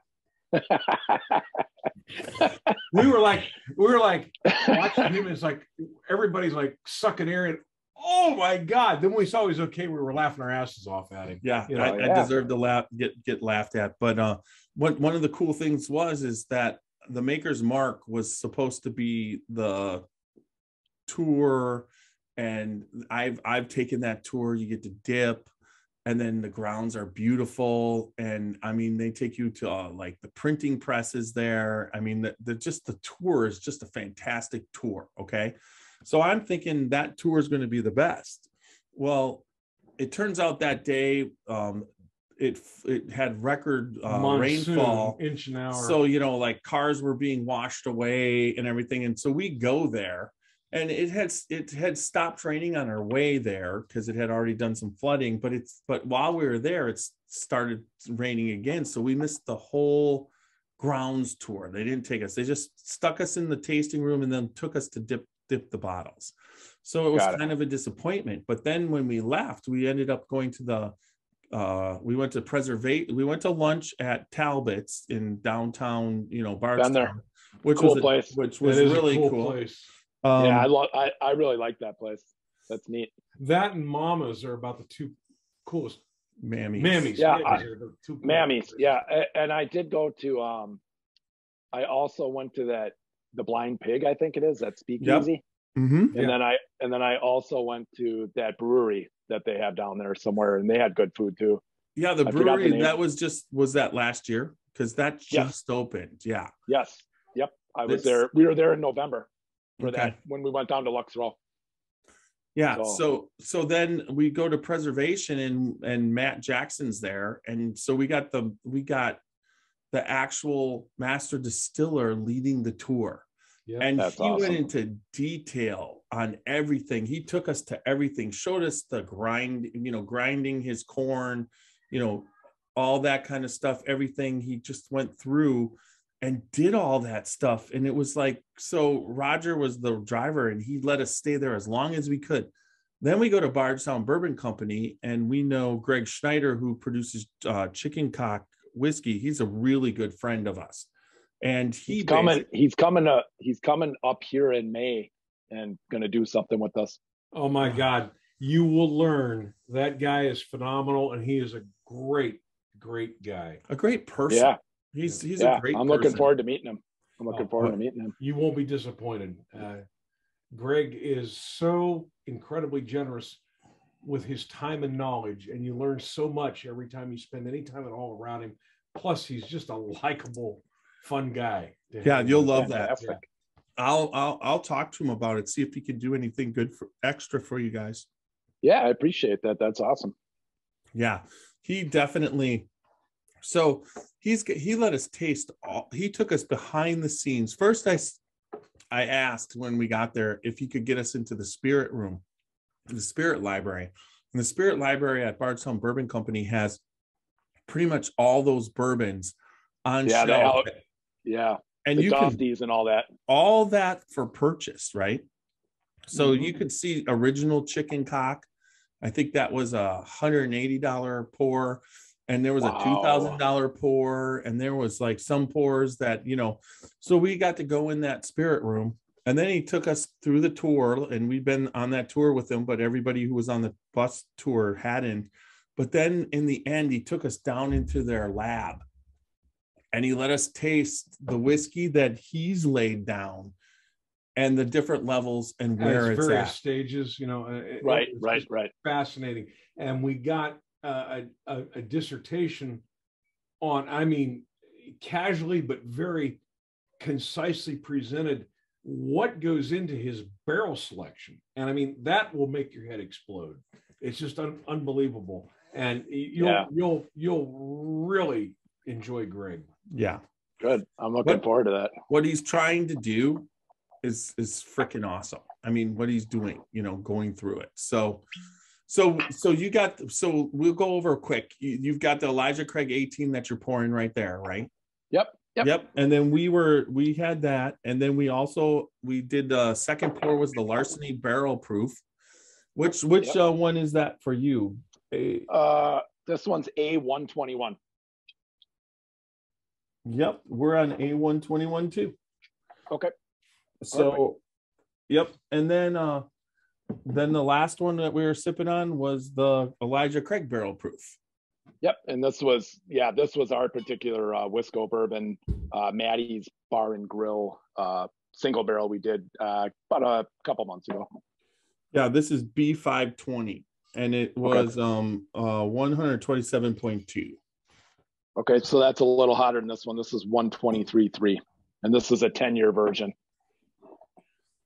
So, yeah, they're all good in their own right for sure. You know, these are good selections tonight. Well, I'm excited that somehow one of these times I can get one of your picks. You know, a bottle. Oh yeah, absolutely. Because I need to be tasting it. You know. Absolutely, I know a guy. Yeah, you do. Well, the cool thing about well, we did a podcast, and just because the key to your group is to find the people who do barrel picks when you're in groups that align to your palate. You know, Absolutely. It's funny because a lot of people are critical of Fred Minnick, you know, because of what he does, all the tastings and I hear lots of criticism all the time. But at the same Correct. time, his popularity is through the roof. Obviously, there's a shit ton of people who just keep quiet and don't criticize him and watch him. But I know that my palate is similar to his because some of the stuff he absolutely loves that is on the, you know, I love, one of my favorite barrel proofs is Wild Turkey Rare Breed. I mean, I just love, that's just like the essence of bourbon for me, you know.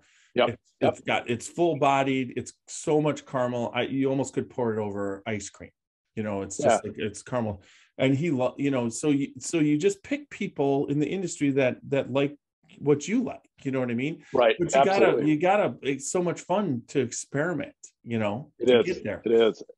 Yeah, and to be honest with you, the co-founder and I, we don't always agree on the barrel picks too. And so he's for the most part a rye guy, to be honest with you. So one of our picks that we did was a Whistle Pig 10, but it actually was a 12-year version because Whistle Pig won't relabel the 10-year picks. So ours came in at 128.6, obviously single barrel. And he absolutely loves that one. I like it, but it's just not, I'm not the world's biggest rye guy. You know what I mean? Yeah. So for me, the border pick that we did, the first pick we ever did, it was 125 proof single barrel. And again, that's distilled at 45th Parallel up in New Richmond, who does all of Jay Henry's distilling as well. And that still blows my mind when I have a pour of it. It's that good. And it's the first pick we ever did was a 66 month. So it was a 5.5 year. That was the first pick we ever did. So yeah, that my favorite out of Jay Henry is that Patton Road, man. That is the Patton Road. The Patton Road's excellent. Yep. You go there and it's just like you can't not leave with those bottles. Whatever the current single barrel is just they know where that is. You know, they know when they're aging it exactly where they're pulling their bottles from, right from that middle section that the air's sucking up through. Yeah, and we become very, very in my opinion, I think we've become pretty good friends with Joe Henry, Joe Jr., and he's the one that's doing all the blending and everything for them. Yep. And Joe sent me samples, but the day that I was there, they were in the field. So Liz gave us the podcast, did the podcast, and talked to us about, you know, being part of Women of Whiskey and everything. So that was kind of cool. And she's fantastic. We met the whole family. We've done several. We've done a couple different things with them, and they're amazing people. To be honest with you, they're very passionate on what they do, and they're really amazing people. Joe, we've done several events with Joe, like I said, even down here, and we've done one at the farm with him too. And we've come and just told him we're going to be up there, and he always is willing to meet us there and pull samples. And last time we were there, he gave the co-founder Dan, I was driving that day, so he gave the co-founder a whiskey thief and a hammer and said, let's go in the rick house. So that was a lot of fun, and it's always that's the kind of stuff. Yeah, and we've been, and you know, a lot of people love to support local, and you know, they're a Wisconsin, they're even though they don't distill any of their own product, they're using all their heirloom corn, which, you know, I'm sure you know from doing the podcast with Liz and everything, and just the story and how, you know, Joe Senior is still out in the field doing, and Joe's still getting his hands completely dirty, and the whole story is just really fantastic, and the passion he has too. It's really amazing. Well, they do seed corn. They don't do correct. They're doing corn. They grow it to replant it, and it's just correct. like that's what they're using, and it just there's I can't say that I love everything they do, but correct, a lot of what they do. I love what they do with their water. They basically are doing a wine thing to proof down. They're basically mixing it, so you're not proofing down with pure water. You're proofing down with 40% or 20% alcohol. Yeah, you know, it's called, if I'm correct, I think it's their 5-year product that they're proofing down to 20 proof, and I think it's called terroir. Yeah, and so it's they're kind of like slow proofing, and it's really amazing. I mean, I do agree. I think some of their entry level stuff is okay, but like their Patton Road and their Bellefontaine, the cognac finished is just, it's amazing stuff. It really is. Have they released the Armagnac barrels yet? I mean, when we were there last summer, they had the barrels. They just hadn't filled them yet. They have not yet, but it's. Okay. I think it's coming through the. Actually, I'm trying to think. No, they did, because it's called the La Flamme. Okay. Yes, they did. We had a couple of those bottles, but they went bye-bye. Yeah, that's what happens. Because they're so good. But yeah, we had a couple of those bottles. That's right. That was the Armagnac one. Yep. That's like all my Davis County stuff from Lux Row. It's just like it's hard for me. I've got it all, but I can't keep it on the frickin'. I can't keep it because it's just like that's just my go-to. That Davis County sherry cask finish is just my wife and I destroyed that, and probably I think in 2 weeks after we did Bourbon Fest. One of the things I really like is I really like IW Harper, the 15-year. Yep.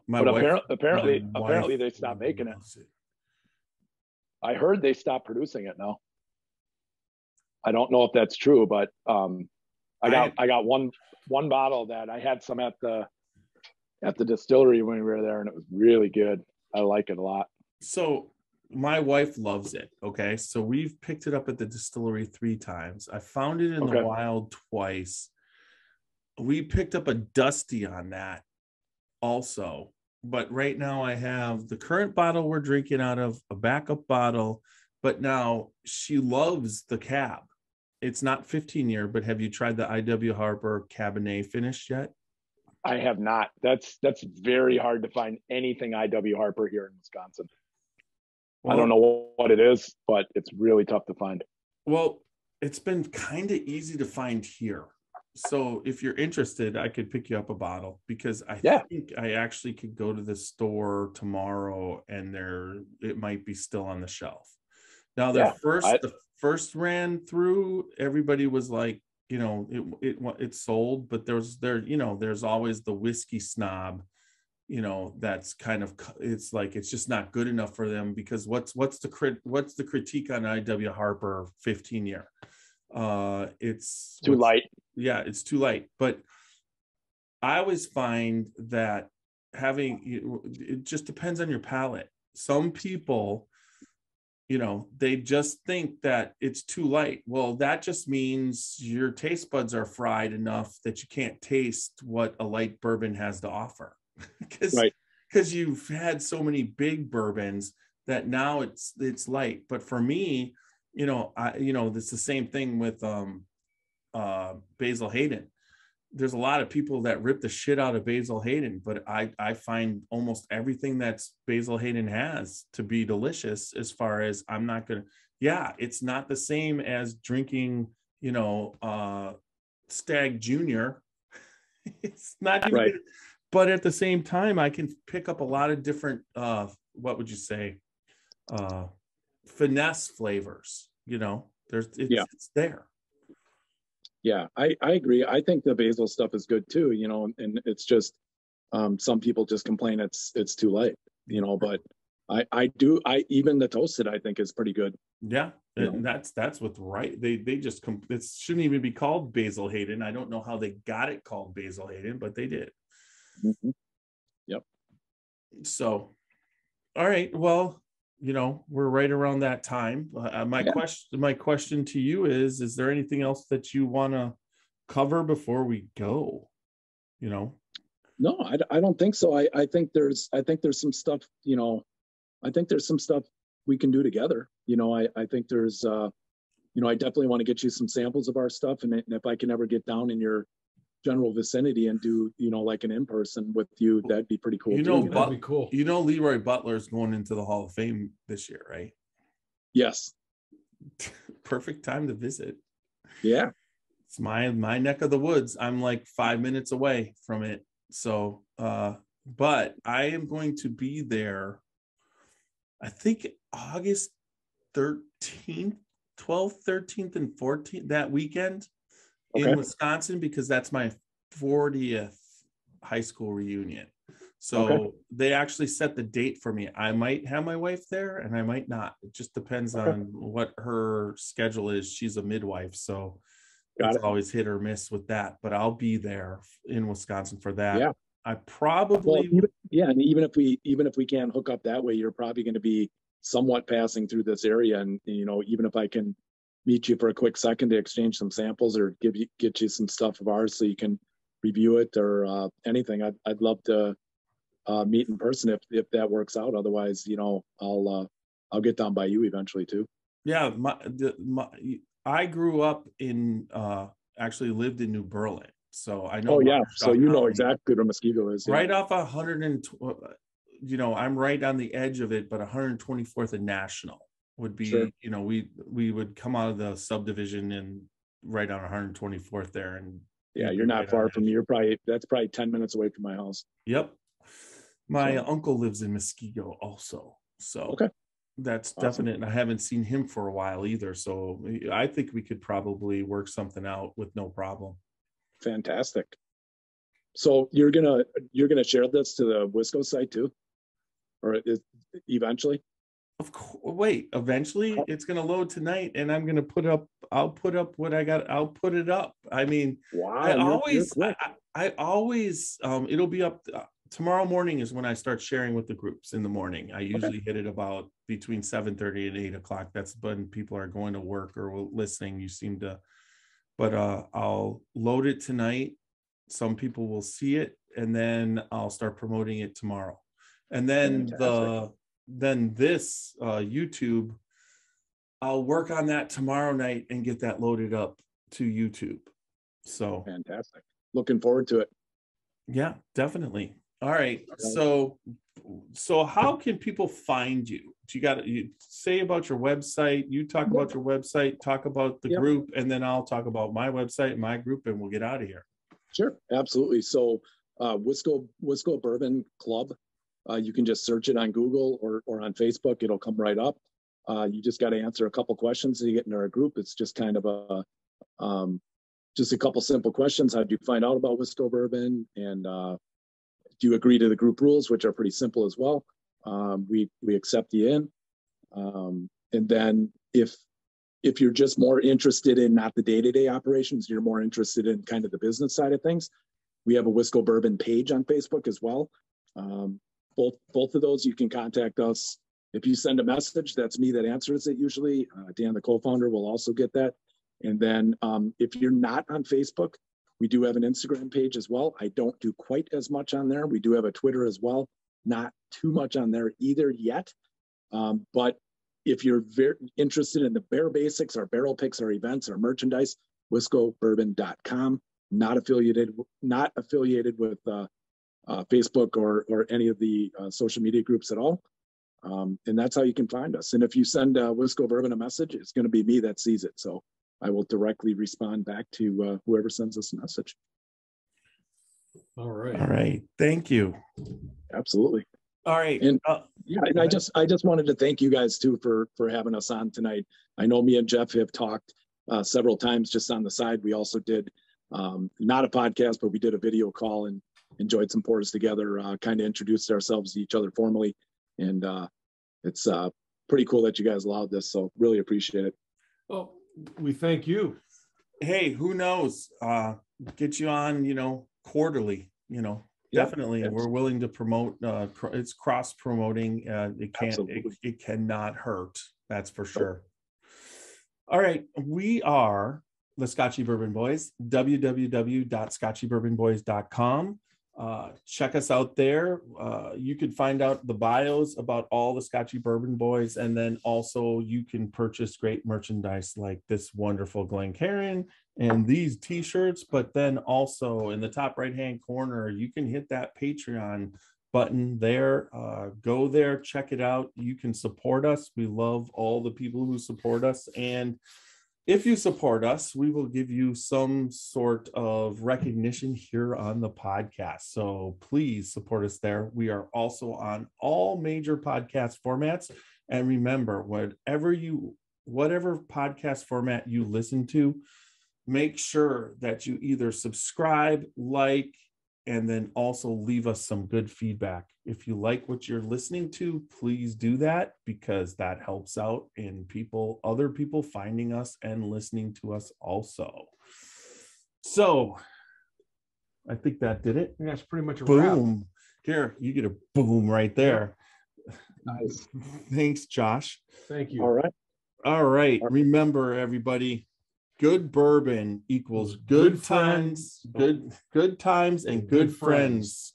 And go out there and live your life dangerously. Good night, folks. Thanks for joining us. All right. Take care, everybody.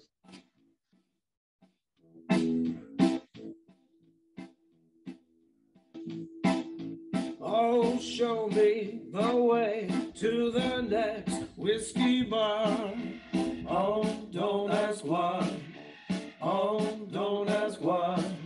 Show me the way to the next whiskey bar. Oh, don't ask why. Oh, don't ask why. For if we don't find the next whiskey bar, I tell you we must die. I tell you we must die. I tell you we must die. All right, we stopped recording on the podcast. We're still going a little bit on YouTube. We always talk a little bit afterwards about just how the podcast went and whatnot. I think it went great. That was a good podcast. Do you do a lot of podcasts with other people? I've done a few, but not too many that have been like recorded. It's more been like Zooms with like distributors and stuff for our members. I've done a few things here and there. We do have a YouTube channel as well. I've done some videos, some reviews of our barrel picks, some reviews of some of our other stuff. But it's really hard to manage all that because I am not an expert at editing or doing anything like that as well. So, and it's all time consuming. So it's challenging to balance everything. Just the Facebook group, on average, we're gaining about 50 members a week.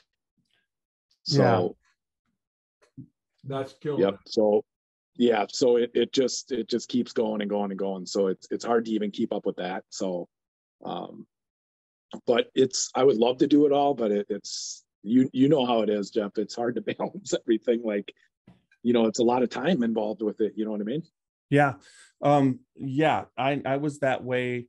I had put a shit ton of time into I could take this off right now. I had taken put a lot of time into the podcast, the audio podcast, learning everything, getting the equipment, purchasing the equipment, everything.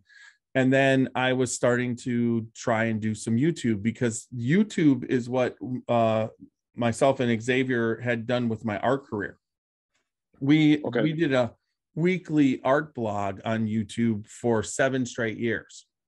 Okay. Which did all right, but it didn't lead. It wasn't transferring into sales, put it that way. Got it. Like, you'd think you'd put 7 years of time and effort. You got to, my artwork, I'm good. A lot of people love it, but dropping cash on it's a whole different story. Sorry. that was my, someone just left out the door upstairs. What the hell's going on? Anyways, so I know exactly. So it wasn't, I probably started last March or April trying to put up some of the videos, for that we had been doing as far as tastings and stuff. But I was like putting up one every week or one every 2 weeks, and I just couldn't keep up with it. And it was falling so far behind. And then in November, I just decided I was going to do it. And then I was able to figure out the Zoom thing recording, because I was having a lot of trouble, because I have high def cameras, but the cameras have to then load in. And we had done a lot of video footage from Kentucky Bourbon Festival, and I was trying to load that up, and I was losing data. Like it would only, it only allows you to, when you have a video camera, a high def video camera that's not professional, it only allows you to record in 27-minute chunks. So if you go over an hour, it basically has 3 chunks, that all seamlessly go together. You put them in there, but it's still 3 different chunks. Well, one of the podcasts, when I loaded it up and I put it in there, those 3 chunks, half of each one was missing. And I don't know how it happened, whether it was on the upload or download, or if it's in the camera or what it is, but it was like so frustrating trying to figure it out that I didn't figure it out. So once I started doing the Zoom thing and it started working like this, then I started getting it enabled, and I can keep up with it. So I just I've got a format, I dump in the video, I've got all the, all the sponsors all sitting in there ready to go. I've got the, I dub in for YouTube, the song, that we just listened to. I just basically put that in over the, not the stuff that we recorded that you could hear. Now, going into the podcast itself, that's going to be in there, because I don't do any editing on the audio. I want that to be raw. Yeah. That's awesome. So, but the time is insane. Yeah. Oh yeah, absolutely. It's like I'm uploading. It's going to take me about an hour to get this so that it's uploaded tonight. It's on the site. And then I'll probably spend about an hour tomorrow uploading in the morning as far as promoting. And then now I got to deal with an hour on the YouTube editing. And then it's about another 45 minutes to upload to YouTube. So, that's insane. I know, I hear you. That's why it's a struggle for me to do the YouTube videos and all that stuff, because I got to have somebody operating the cameras. I don't have the high end stuff like you do. So I'm doing a lot of it like with my cell phone. I do have wireless mics, which are really nice. But like it's challenging. You know what I mean? Sometimes we use like Microsoft Teams when we're doing stuff too, that like if we're doing like samplers and stuff like that, that's kind of fun to do. Well, I did a call out for like guests. Okay. And I think that's how me and you talked off that call off, right? Well, I got I got Marquez out of Iowa, who's a fabulous guy that sings and does whiskey, distills Al Capone's whiskey. I mean, all this stuff. And I got all this, but there was one guy, he's like, dude, he had just watched he's like, you need to upgrade your camera. You need to start using microphones. This was for YouTube. Okay. I already had it going for, for the podcast, but I still hadn't gotten to the point where I was so I got this new camera, which I'm really happy with. I'm sure you can even see right now, the quality's up. Yeah. We're nowhere near as dark and there's not a lot of flickering, but then also it's really clear. So then I took one of these mics, one of the mics that I hadn't been using, one of the older mics, because we have different ones, and I tapped in, and now that's on the Zoom. So the quality of the sound was up. So I took him for, when people offer me all this information, I take it, and I'm sure you do too. Oh yeah, absolutely. All right. So I'm going to end the meeting. It was great tonight. Okay. Absolutely. Well, I'm going to stop recording. So then we'll end the meeting after that. All right. Okay. All right. All right. Thanks for joining us, everybody. Remember, absolutely, good bourbon equals good times and good friends, and go out there and live your life dangerously. Have a good one.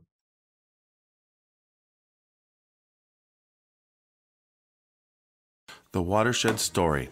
A watershed moment might be pivotal, but it might also be quiet and fleeting. It could be a monumentous occasion, a cause for celebration, an enormous triumph, or a small daily victory. A watershed moment could be a rekindling or an observation or a gathering. Any opportunity to relish with friends and family. It's whatever you choose to cheers to, who you're gathered around, and whatever's worth celebrating. We founded Watershed Distillery on the principles of community in 2010. We wanted to live in, work in, and contribute to the community in which we grew up. We aimed to create spirits and stood apart in quality and character. Along the way, we set out to form a community of our own, one that could gather together to savor, celebrate, and enjoy good spirits and company.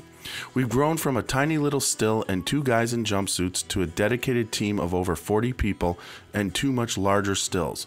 If you're ever in the area, stop by so we can introduce you to our team and pour you some of our award-winning bourbon. Creating it was our watershed moment, but we want to hear about yours.